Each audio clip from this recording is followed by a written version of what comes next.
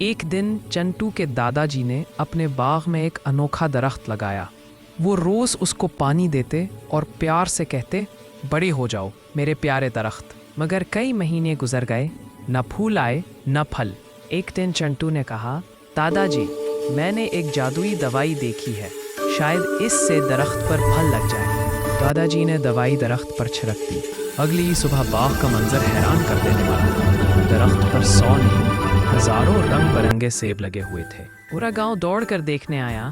دادا جی بہت خوش ہوئے، مگر کچھ دنوں بعد سیب اتنے زیادہ ہو گئے کہ گھر، گلیاں، یہاں تک کہ چنٹو کا اسکول بھی سیبوں سے بھر گیا۔ پریشان ہو کر دادا جی نے ایک رکنے والی دوائی ڈالی، مگر وہ الٹا اثر کر گئی۔ درخت کے سب سیب اڑ کر آسمان میں جا پہنچے۔ دادا جی رونے لگے۔ چنٹو نے ہنستے ہوئے کہا، دادا جی شاید سبسکرائب کرنے والے کم تھے، اسی لیے دوائی ناراض ہو گئی۔